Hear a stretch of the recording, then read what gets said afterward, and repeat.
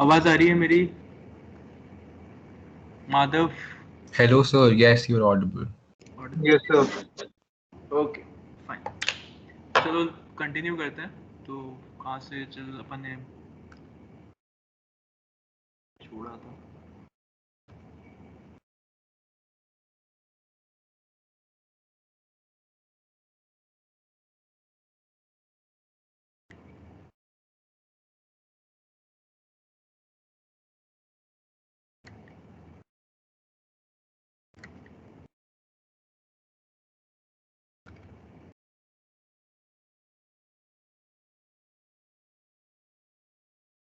Okay, तो कल हमने वाइंड अप किया था स्मॉल वर्ल्ड एक्सपेरिमेंट पे, है ना? Actually we were discussing, not we are winded up.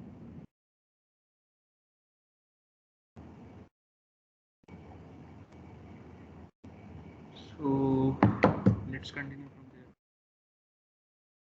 Okay. So we were here. What's the problem in this? Let's have a quick recap of what was the small world experiment. So Milgram, a mathematician or you can say computer scientist, has performed an experiment for delivering this envelopes. No? In such a way, and it was sent through these 4 cities. Initially, the seed was of 300 people. Through 300 people, we started the process, and the ultimate aim was to deliver those um, letters to stockbrokers in Boston. Okay, so 3 interesting results were attained from this. That the average path length or the average number of steps in which the letters reached to the one of the stockbrokers in the Boston was found to be 6.2 steps. That is at 6 degrees of separations. Okay. Then another interesting fact that was deduced from this was the people who are associated with those brokers in some way or the other took lesser number of steps to deliver those envelopes to the stockbrokers in Boston. And the final one of the final facts was that the people living in Boston was able to deliver those envelopes in a more less number or in a lesser number of steps in comparison to the other two. So the path length for those kind of persons was around 4.4, and for the persons who were related to the stockbrokers, it was 5.4, and for the rest of the person it was 6.7. So it all averaged out to be 6.2 steps. Now the same concept was mimicked over this real world network, or they tried to match up the same concept over the real world network. So as per this, in the 5th step, the reach should be 10 billion. That any person can reach to 10 billion people in the network in 5 steps. But practically it is not possible. The one of the reason is that we are ignoring the clustering. Ignoring the clustering means the initial experiment was conducted in a tree-like manner structure, as shown in the right-hand side corner of the PPT. हमने क्या assume किया कि जो मैं forward कर रहा हूँ जिस किसी भी individual को, वो उसको duplicate envelopes नहीं मिल रहे हैं, मतलब उसको ये भी नहीं कर रहा, ये भी नहीं कर रहा, कोई भी नहीं कर रहा नेटवर्क में. बट कभी भी ऐसा नहीं होता. एक्चुअली में क्या होता है कि if you are close friends, if 4 of you are close friends, and then the possibility is high कि आप में से कोई एक उस पर्सन से डायरेक्टली कनेक्टेड होगा.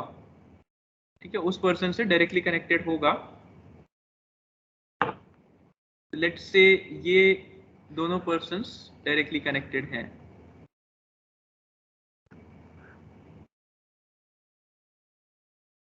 ठीक है, ये दोनों पर्सन्स डायरेक्टली कनेक्टेड हैं, ये दोनों पर्सन डायरेक्टली कनेक्टेड हैं. ठीक है, नाउ द थिंग इज कि इसने एनवेलप दिया इसको और इसको. ठीक है, now this person can have the envelope through this also and through this also, और दोनों भी कर सकते हैं.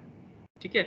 बट वो एक्सपेरिमेंट क्या कहता था कि ये जो एनवेलप फॉरवर्ड करेगा वो किसी एक ही इंडिविजुअल को करेगा और उस इंडिविजुअल को किसी एक ही इंडिविजुअल से एनवेलप मिलेगा, which is the assumption. So they ignore the clustering fact कि ए बी का फ्रेंड है, बी सी का फ्रेंड है और सी ए का फ्रेंड है। तो ऐसा नहीं था, उसमें ए अगर बीच में है दोनों के तो ए बी से फ्रेंड है, बी सी से फ्रेंड है, सी और बी का आपस में कोई फ्रेंडशिप रिलेशन नहीं है ना। So they ignore the clustering coefficient, ठीक है।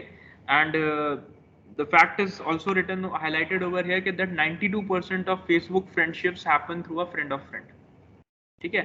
ऐसा क्यों कि क्लस्टरिंग हम क्यों नहीं इग्नोर कर सकते रियल वर्ल्ड नेटवर्क से? The reason is like is somewhat like this, ठीक है। इट इज क्वाइट ऑब्वियस कि अगर दो आपके फ्रेंड्स हैं तो there are a very high possibility कि वो कभी ना कभी फ्यूचर में उनका डायरेक्ट कनेक्शन भी होगा, ठीक है।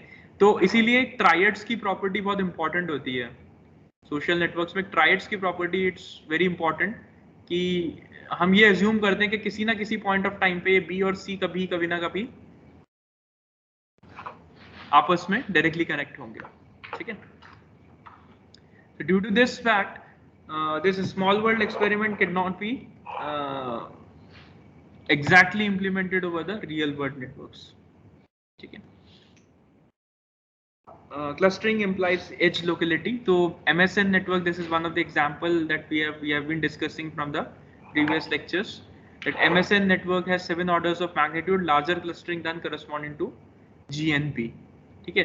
तो हमने जैसे MSN नेटवर्क और पीछे अपन चले अगर थोड़ा MSN नेटवर्क और उसकी प्रॉपर्टीज को कंसिडर किया था, तो इसका GNP मॉडल जब हमने बनाया था इसी साइज के नेटवर्क का जितना MSN है, तो उसका clustering coefficient was somewhere around, मतलब ये 0 के बराबर ही था एक तरीके से, 8 into 10 to the power minus 8 था।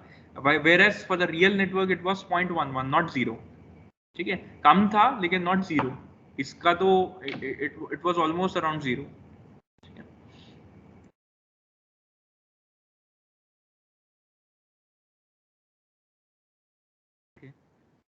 Let's come back. So these are the parameters that has been explained: the total number of nodes, average degree of the network. Then this is the actor collaboration network, another example. So this actor collaboration network has actual path length of this, whereas a random network has a path length of this, actual clustering coefficient in this, and random जो graph बनेगा इसी size का उसका clustering coefficient. तो again there is a big difference between the clustering coefficients, ठीक है। Path length में इतना नहीं है, पाथ लेंथ में you can consider it more और लेस वेरी मच नियर, ठीक है। Power grid, the average path length was 18.7 and for random gram it was 12.50, ठीक है। but the difference between the clustering coefficients is again high, ठीक है। Similarly अगर आप एक न्यूरॉन्स के नेटवर्क का अगर आप करें 282 nodes, the size of network is very small, तो इस इन दोनों के बीच के पाथ लेंथ का डिफरेंस तो ऑलमोस्ट नेग्लिजिबल ही है, बट अगेन क्लस्टरिंग कोफिशिएंट में there is a big difference, ठीक है। सो द पॉइंट इज कि जो रैंडम नेटवर्क या जो रैंडम ग्राफ मॉडल हम कंस्ट्रक्ट कर रहे हैं उस साइज का, that differs in the clustering mechanism, मतलब वो क्लस्टरिंग का जो प्रॉपर्टी है that is highly disturb in random models, ठीक है। सबसे बड़ा जो दिक्कत है ना।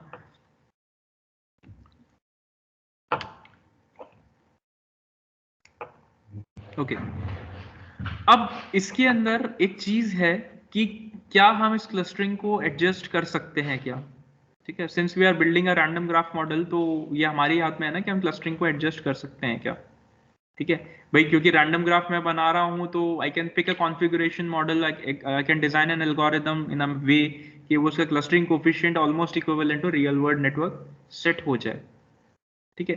But the problem here is कि क्लस्टरिंग एंड पाथ लेंथ ये इनवर्सली प्रोपोर्शनल चलते हैं। अगर हम क्लस्टरिंग को बढ़ाने जाते हैं तो पाथ लेंथ कम हो जाती है, और अगर हम पाथ लेंथ को बढ़ाने जाते हैं तो क्लस्टरिंग कम हो जाता है, ठीक है। लो डायमीटर लो क्लस्टरिंग कोफिशिएंट, ठीक है, एंड हाई डायमीटर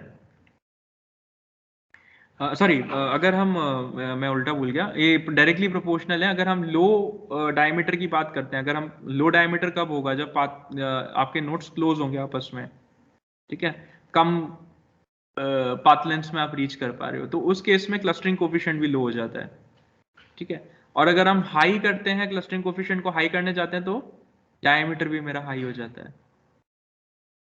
ठीक है, और हमें क्या चाहिए कि क्लस्टरिंग कोफिशिएंट तो ज्यादा हो, लेकिन क्योंकि क्लस्टरिंग कोफिशिएंट कम कम हो रहा है रैंडम के केस में, तो क्लस्टरिंग कोफिशिएंट ज्यादा हो लेकिन at the same time path length कम रहे।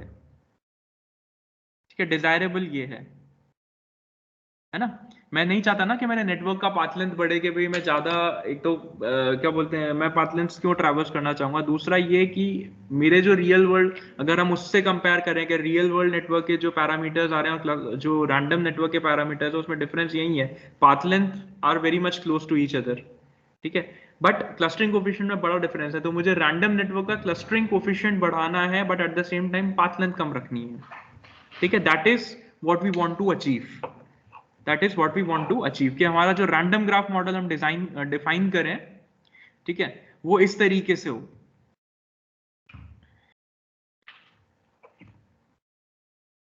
ठीक है, now small world could a network with high clustering also be a small world that is log n diameter। अब कैसे ये चीज, मतलब हाई क्लस्टरिंग और स्मॉल डायमीटर, ये हम कैसे अचीव कर सकते हैं। ठीक है, तो ये सपोज करो एक ग्राफ मेरे पास है, तो मैं इसको इसको बोलते हैं, इसको इस तरीके से मैं रिकंस्ट्रक्ट करूं, तो इसको बोलते हैं rewiring. It is called rewiring. ठीक है, तो अब अगर मैंने सारी ही एजेस को उठा के रिवायर कर दिया, तो अगेन ये ग्राफ क्या है, high clustering and high diameter, high clustering and high diameter. अगर मैंने सारी एजेस को रिवायर कर दिया, रिवायर करने का मतलब है मैंने इन दोनों के बीच का कनेक्शन ब्रेक किया और इसको उठा के यहां ज्वाइन कर दिया रैंडमली। ठीक है, इन दोनों के कनेक्शन को ब्रेक किया और यहां उठा के रैंडमली इधर ज्वाइन कर दिया, तो इसको बोलते हैं रिवायरिंग। बट अगर मैं सारी ही एजेस रिवायर कर देता हूं, it will convert into a low clustering and low diameter, तो ये भी मेरे लिए प्रॉब्लम है। भाई क्लस्टरिंग तो लो हो गई लेकिन डायमीटर भी लो हो गया उस केस में। ठीक है, तो we are not able to reach to a conclusion. ठीक है, हम एक कंक्लूजन तक नहीं पहुंच पा रहे हैं कि हम इसको, तो देयर एग्जिस्ट सर्टेन मैकेनिज्म्स, जैसे हम हाई क्लस्टरिंग और लो क्लस्टरिंग पे फोकस कर सकते हैं, मतलब हम जो हमारा हाई डायमीटर है उसको भी मेंटेन रखें और क्लस्टरिंग को लो इनफैक्ट लो क्लस्टरिंग को हाई में ले जाएं, डायमीटर भी मेरा लो रहे। ठीक है, तो इसके लिए what we have to do, we have to, अब इसके लिए मुझे एक एवरेज लेना पड़ेगा बीच का, कि मैं केवल कुछ ही एजेस को रिवायर करूं और कुछ ही एजेस को और बाकी एजेस को ऐसा ही रहने दूं। These are the extreme cases, these are the extreme cases, low clustering low diameter and two high clustering high diameter। तो अगर मुझे इधर से इधर जाना है तो भी मेरे लिए इंटरमीडिएटरी इधर ही है। ठीक है, अगर ये केस है, मान लो ये केस है, तो ये भी तो डिजायरेबल नहीं है ना कि हाई क्लस्टरिंग और हाई डायमीटर हो। ठीक है, तो इसको, इसमें मैं कुछ ही एजेस को रैंडम पिक करके रिवायर करूंगा, पूरे ग्राफ को नहीं करूंगा। पूरा ग्राफ करूंगा तो ये लो क्लस्टरिंग लो डायमीटर पे चला जाएगा। ठीक है, तो this is what we had.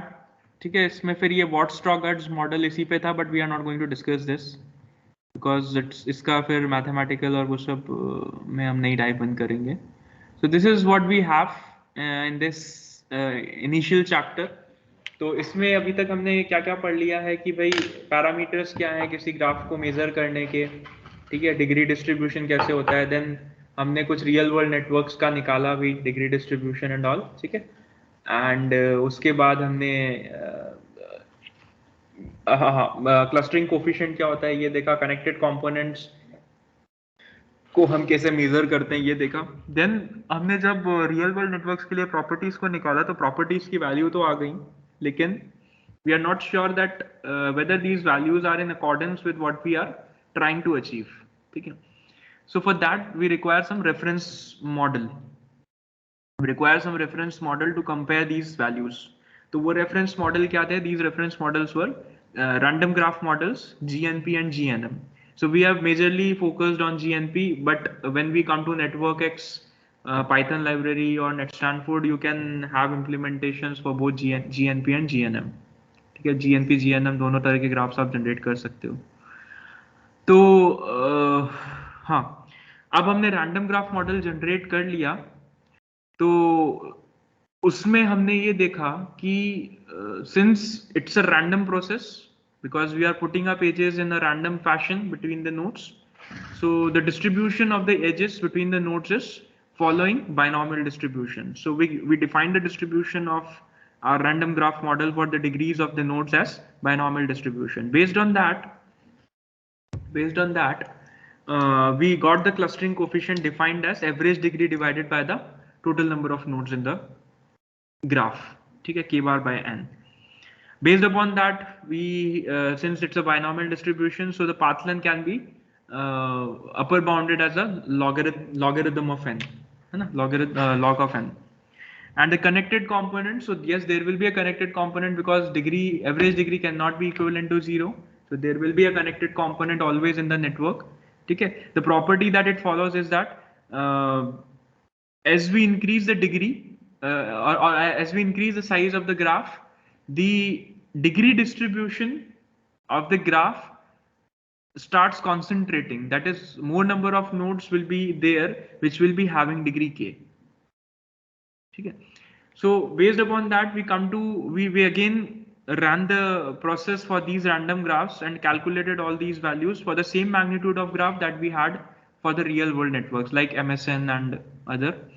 So we come to a conclusion that the degree distribution are not conforming with what we had for the real world network, as well as the clustering coefficient is way too low for the random graphs. Okay. Path length and connected components are okay. So for the degree distribution, we saw the solution as generating the graph using this degree sequence. And for degree distribution, we come up with the conclusion that yes, okay, if we can follow the degree sequence, if we have the degree sequence for the nodes in the network, then we can generate the graph. Okay. So this was the solution for the degree distribution. So that can be settled. But for clustering coefficient, the problem was that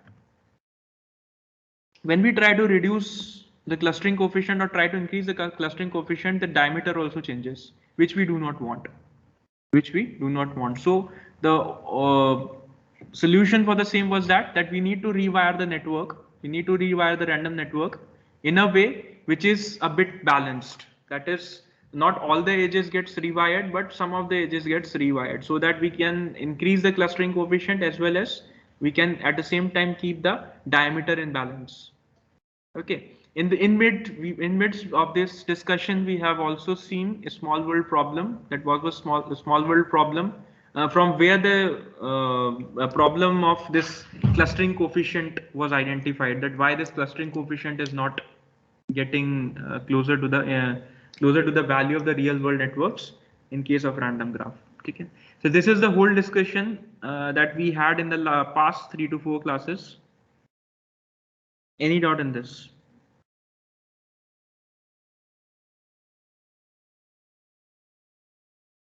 any doubt in this? किसी को कोई दिक्कत किसी particular concept में?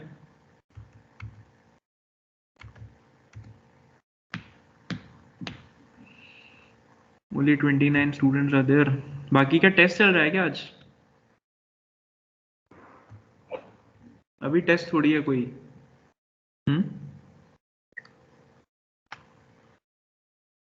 अंकित Grover, are you there? Ankit Grover.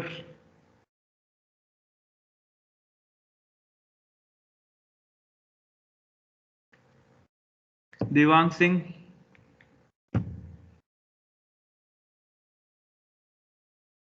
Devang Singh. yes, हाँ देवांग, कहाँ थे भाई? so क्या चीज? यहीं पे ही थे? हेलो देवांग. yes sir, हाँ, आवाज आ रही है मेरी? तुम बार बार yes sir. माइक म्यूट क्यों कर रहे हो? उसको अनम्यूट रहने ना, उसको अभी अनम्यूट रहने दो. हाँ देवांग, मैं पूछ रहा हूँ पहली चीज तो कि कोई कंपनी का टेस्ट वेस्ट थोड़ी है अभी? सर अभी तो शायद नहीं है. नहीं है ना? फिर भी कितने कम स्टूडेंट्स? अच्छा ये बताओ कि ये आज क्या डिस्कशन किया अपन ने, समझ में आ गया जो डिस्कशन किया अपन ने? Yes, sir. पक्का? Yes, sir. क्या हम टेस्ट रख सकते हैं कल? सर वो तो रख सकते हैं. हाँ भाई, अपने हैंड्स अप चाहिए मेरे को, जिन जो जो कल टेस्ट देने के लिए रेडी हैं.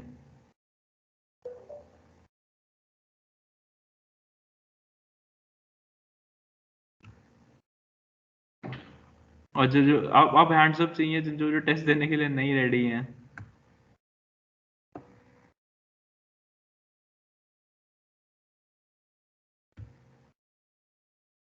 तो पूरी क्लास क्या दोनों में ही नहीं है क्या? ना तो ले लो तो भी ठीक है, नहीं ले लो तो भी ठीक है. हम्म.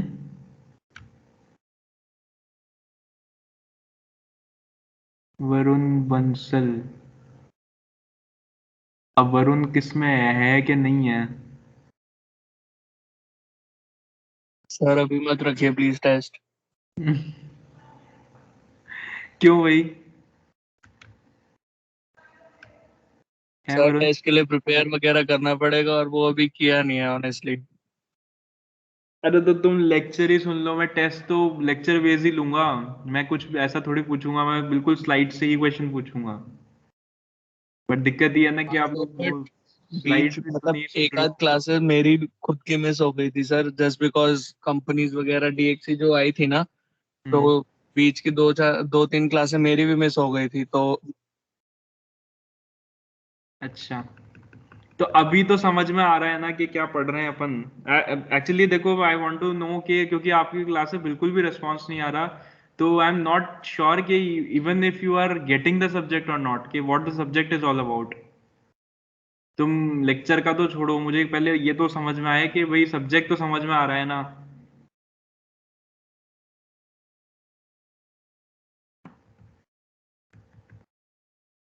Yes sir. पक्का?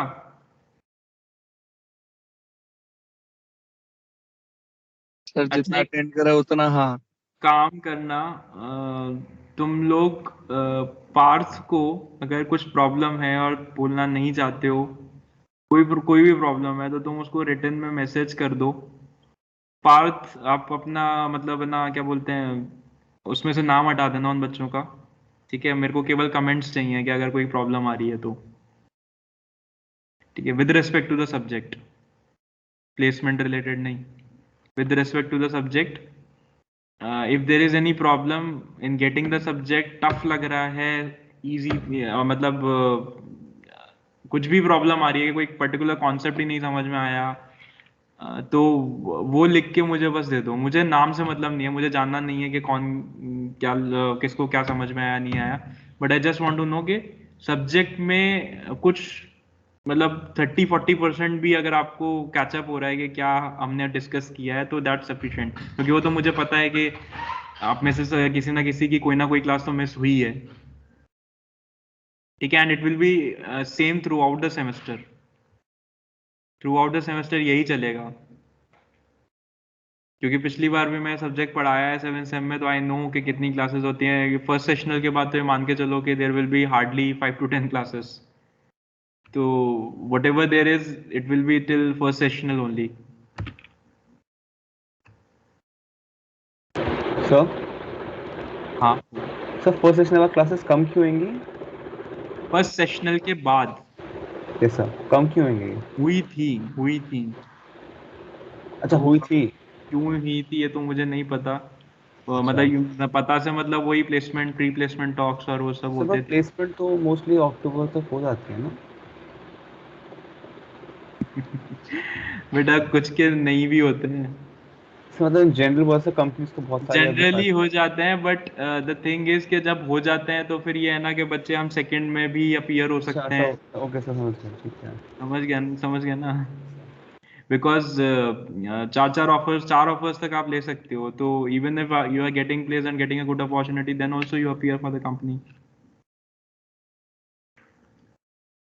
तो ठीक है, ये बता देना, मतलब अगर if you are not open for then open discussion over here, तो you can give your comments in written to Parth and he can forward to me as it is, not mentioning the names.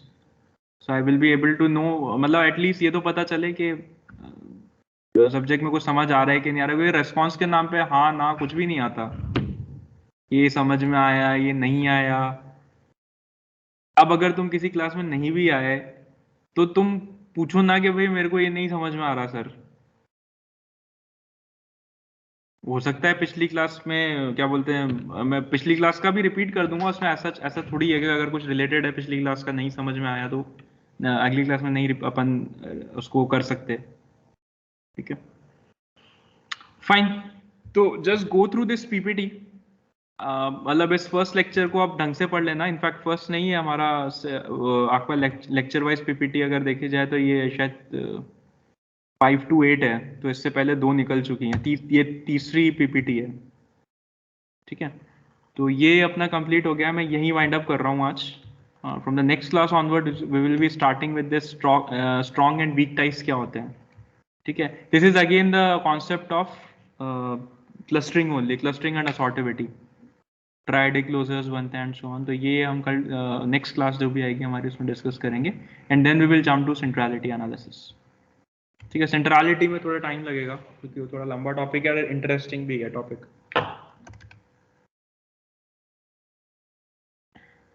ठीक है, fine, thank you so much. Attendance I will take from the Teams only. ठीक है, किसी को कुछ पूछना है?